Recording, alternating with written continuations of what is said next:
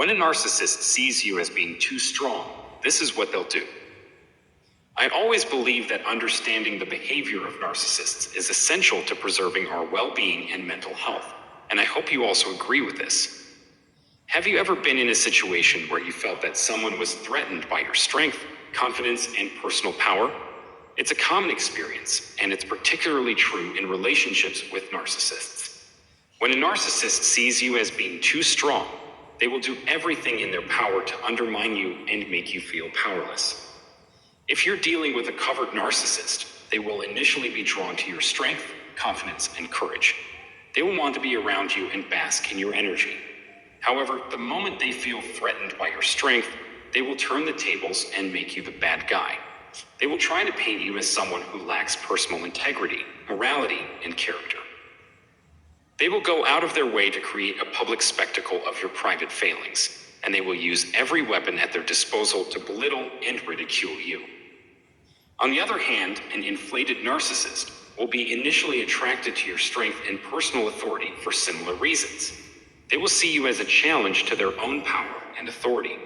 However, once they perceive you as a threat to their authority, they will launch an all-out attack on your character, reputation, and credibility. They will diminish your accomplishments, belittle your efforts, and ridicule your aspirations. Your strength and personal power won't become an issue until it becomes evident that you aren't so easily influenced, manipulated, dominated, tricked, deceived, or controlled, which of course will annoy them to no end and give them cause to believe their retaliatory actions are justified. It's often not understood that narcissists aren't the type to pursue lowlifes.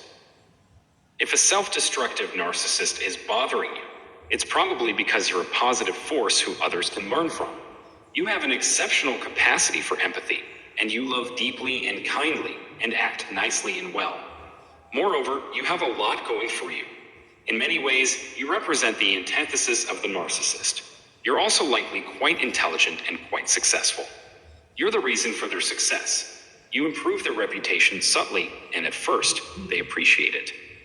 Thus, the narcissist will be first drawn to you because of your strength, personal power, and all the other characteristics that make you dynamic. This is because they are constantly looking out for number one, their own self-interest. Narcissists, however, need to dominate social situations. Furthermore, they need to manufacture and sustain an impression of invincibility, regardless of how illusory it may be. A destructive narcissist will eventually find your strength and power to be a major source of conflict. Depending on the specifics, it may become immediately apparent, sometimes right away. Other times, it takes a while longer to become an obvious problem in the couple's dynamic. You'll feel a genuine change in the air when that time comes. Your strength and personal power may cause a lower covert narcissist to feel fear, envy, and insecurity, but they may be able to keep it a secret for a while. A more blatant narcissist can flip from Dr. Jekyll to Mr. Hyde in an instant. As a result, they probably won't be able to keep their triggers and ego wounds hidden for long. All narcissists are dishonest and cunning, but covert ones are especially so, in my opinion and observation. To continue, remember that narcissists thrive when they have power and influence over others, as long as their wants and needs are addressed, but be on the watch if and when that changes. When you're not giving in to their demands, when it's evident that they're not in charge, when you refuse to do what they want, or if, heaven forbid, you manage to outshine, somehow or otherwise embarrass them. Well, what happens is, whether you recognize it or not, something that actually has nothing to do with you and no influence over it causes a hit to their ego, and sometimes a significant hit. This is not your thing, it is theirs. If they're unable to manipulate, dominate, or control you, for example, by gaslighting you into submission, humility, or feelings of inferiority, they will not be able to. Then they'll have to resort to indirect methods of attacking you, which are more subtle and less obvious than their original aggressive approach, but can be just as damaging. And you can't get any by trying to shape other people's opinions of you. A narcissist will feel frightened by you if they're unable to exert power over you. And when you make them feel threatened, they'll react in the only manner they know how to protect their phony self from you. That usually entails making efforts to manage others' impressions and emotions about you. Preemptively, they will try to discredit, degrade, and demean you in every way they can. However, this may have already begun well before you became aware of any issue. They are pretenders, and they tell lies. They're able to tell both white and black falsehoods with remarkable ease, and without any sense of remorse or regret. They have no difficulty turning up to play act, seeming like everything is fine, while secretly spreading rumors about you behind your back. This is a common tactic employed by narcissistic siblings and other narcissistic family members, acquaintances, coworkers, exes, and partners, typically to hide their abusive connections with those people. Ultimately, narcissists need to feel like they're in a position of power over others. However, anyone on the destructive narcissism spectrum would find your strength and personal power to be highly troublesome, even how beautiful and enticing they may have seemed at the beginning of the relationship dynamic. Simply put, you won't be easy to manage, dominate, deceive, or control, since you'll be too difficult or too hard to handle. And in truth, those who are deemed overly powerful by narcissists are actually independent thinkers who are not readily swayed by the views of others.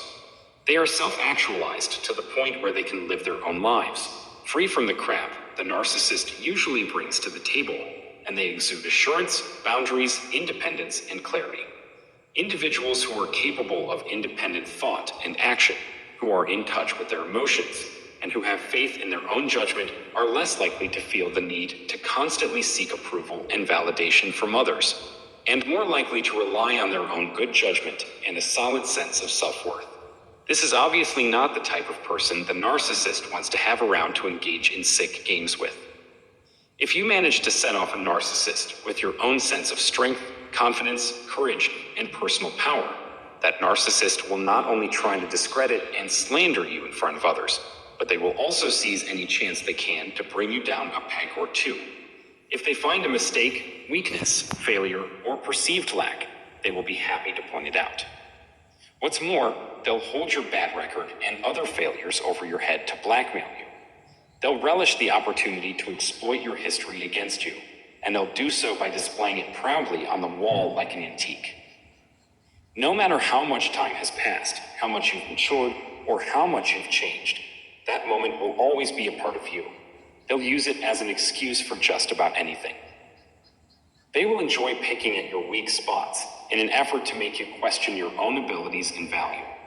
That is to say that they will intentionally create and increase your feelings of guilt, shame, fear, inadequacy, and insecurity, if only to keep you in line and humbled, when in fact, all this craziness stems from their own internalized yet unacknowledged sentiments of inadequacy. It's hard to believe that people can be this vicious for no other reason than their own fear, guilt, and insecurities have been triggered unless you've been on the receiving end of emotional and psychological abuse. I can guarantee you, however, that such things occur constantly and routinely in the world of narcissistic abuse. So, what is the way out of this predicament? Safeguard your health and safety. To begin, you should put as much distance as possible between yourself and the narcissist so as to deprive them of their narcissistic supply. Cut and cauterize your way out of the situation if at all possible. After establishing what should be minimal contact, if not complete absence, give yourself time to recover. You need to dedicate yourself to your own healing and rehabilitation in order to not only reclaim your power and rebuild your self-confidence, but also to break the subconscious magnetic connection pattern that is drawing this type of perpetrator into your life. Finally, educate yourself on the art of effective boundary setting. Few of us were taught how to become a boundary badass, yet it's a talent we'll all need to survive. And it's time to learn how to confidently create healthy boundaries that safeguard your mental health and the quality of your life if you haven't already.